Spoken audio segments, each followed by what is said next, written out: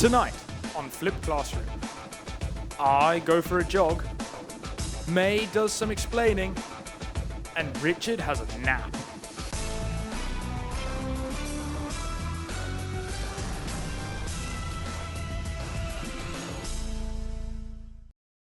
Good evening, ladies and gentlemen, and welcome to a very special show this evening.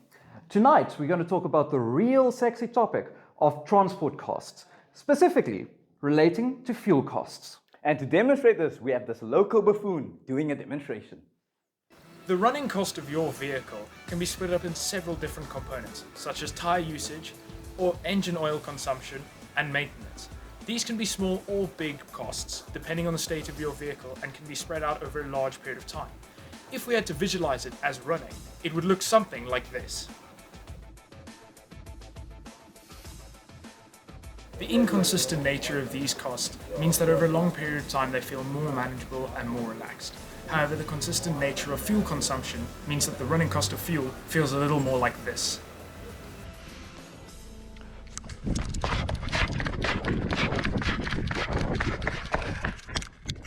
And now it's time for the news.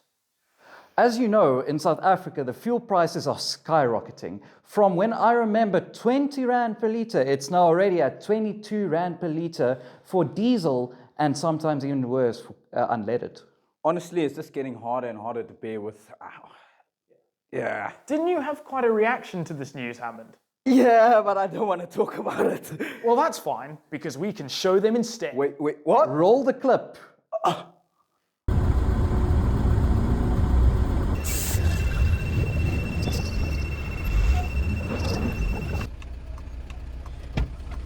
I'll tell you what, mate. The toilet line is absolutely crazy. You don't want to see this, man. This is absolutely mental. Are you mad? What is this? Leave me alone!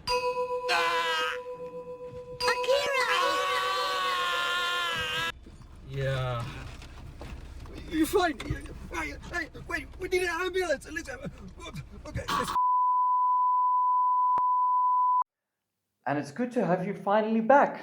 But we need to ask, in your vacation, what did you go do? Yeah, about that. Knowing the formula of how to calculate running cost, Yeah? I realized why I fainted at that moment. Because if I'm correct, you might have to correct me, May. No You problem. take the rands per liter and then you multiply that by the number of used liters per 100 kilometers. Yeah, that's precisely. And also, taking into account of how we drive these days, the costs are just skyrocketing. They truly are. Yep. Just as you saw, the car guzzled 1,200 Rands worth of fuel. Yeah. It's insane how much fuel I costs. still can't believe it. I still can't. Yeah, I know. But to show how to drive economically, we've got a random civilian who's going to take you on a drive. Roll the clip.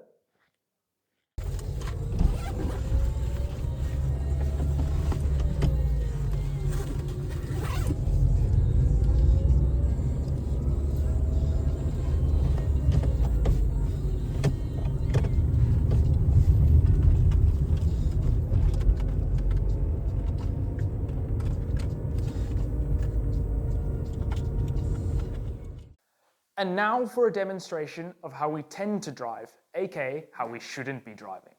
Some say he's yet to pass a TUT test, and that he secretly identifies as a BA student. He's called the Stig!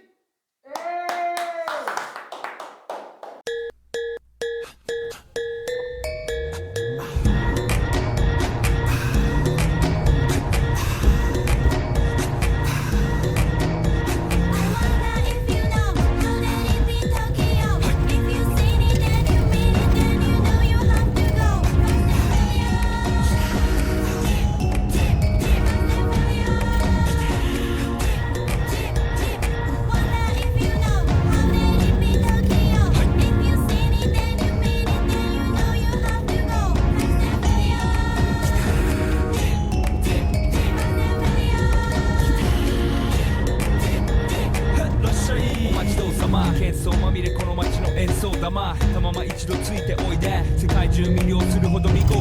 Japan 一番 Jump around さうちらの出番 Teriyaki boys in the place to be 見せてやろうオリジナル VIP Many, many diamonds dangling. Bag full of money, we strangling.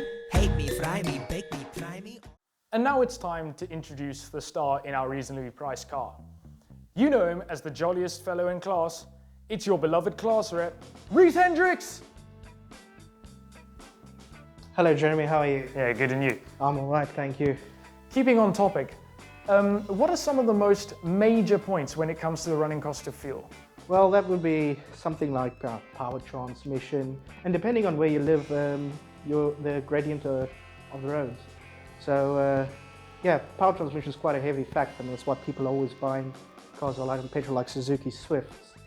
And gradient, well, that's quite self-explanatory. You're putting more strain on the engine. You're just using more fuel. Well, that makes a lot of sense.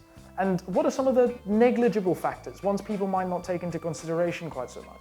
Well, negligible factors will be something like rolling resistance. But that can also become quite a major factor if your tires are flat or if you're not running at the correct tire pressure. But generally, rolling resistance really plays a minor role in fuel consumption. Also, air resistance. Companies don't really design normal economical cars around aerodynamics and stuff like that. You know, they don't really consider aerodynamics. They just look at the engine, how big it is. So air resistance, not that major of a factor. So yeah, that would be a negligible. Well, it makes sense. I'm not going to pretend to understand everything you said, but it seems to make a decent amount of sense. And tell me, to you personally, what is the most critical aspect when it comes to the running cost of fuel and how to save? Well, that would basically be acceleration, you know. You taking off, stopping and going all the time. That's definitely the biggest factor in your fuel consumption. Essentially how you're driving, overcoming inertia. How you drive really does play a major role, especially town and city driving. That's always stop and go, and that's why you're always consuming so much more fuel. So yeah, that I'd say is the biggest, most crucial factor in fuel consumption. Well, speaking of resistance to acceleration, it's time we get on to your driving. No, not your driving, Reese's driving. Anyways, we put Reese in a 1998 Mercedes-Benz. This car is very thirsty compared to the likes of a Suzuki Swift. It's so thirsty, it tends to imitate me after I've been walking through the desert for a week. It consumes 13 litres per 100 kilometers of fuel. Now that is insane. And we gave Reese the challenge of trying to finish a tank of fuel as quickly as possible. How'd you get on? Oh well, I think I did quite well, yeah. I know how to use quite a bit of fuel. In fact, I actually I know quite a lot about the car that they put me in, 13.1 litres per 100 kilometers. So yeah, I know how to chow fuel. Well, let's see how you got on. Roll the tape. Right, so I've got to use the, well, most amount of fuel in the shortest distance. Well, shouldn't be that difficult.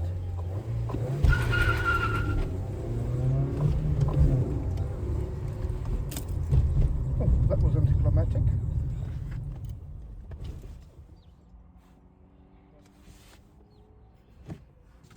I gotta say, that was an impressive interview. Don't you agree? I agree. Yeah. And after that interview, that actually gave me a brilliant idea for a game. Okay. Okay, so we each get a chance to list the factors that influence running costs of fuel. So Clarkson, you can start for us, please. Turning resistance of a car. The characteristics of the car. Road layout, surface and geometry. Traffic conditions. Driver behavior. Operating environments such as speed limit and traffic control. External environments such as climate and topography. Oh, and another one that I just thought about, electric car or not. No, Think about it. James, why are we talking about electric cars on a show like this? I'd rather pay the price of fuel than talk about those things. Or not. James, why don't you take us through the maths so I can better understand my mistake. No problem. Let's go to the math section to understand how the fuel economics works. And now we will be looking at the mathematics behind fuel consumption. It's definitely more sexier than you think. Firstly, we've got this immaculate curve right over here. As you can see, it follows a very, very sexy curve.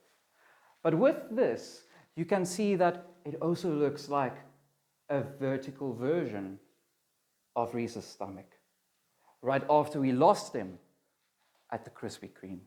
It's very terrifying. 1 hour later. Next up, we've got this marvelous equation with these beautiful constants over here. The first constant, Kc, refers to just a constant. It's the relationship between fuel consumption rate and the speed.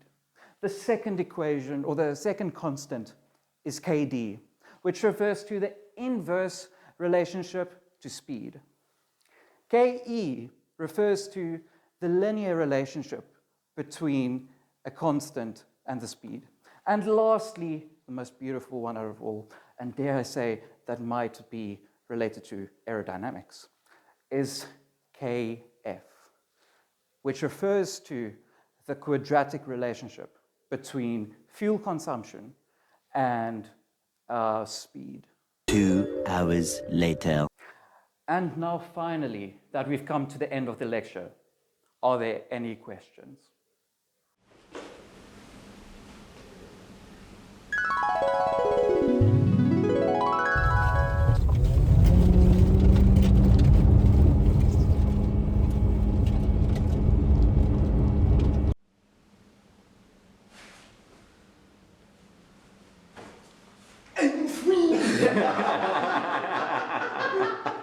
And on that bombshell, it's time to end. Thank you so much for watching, and good night!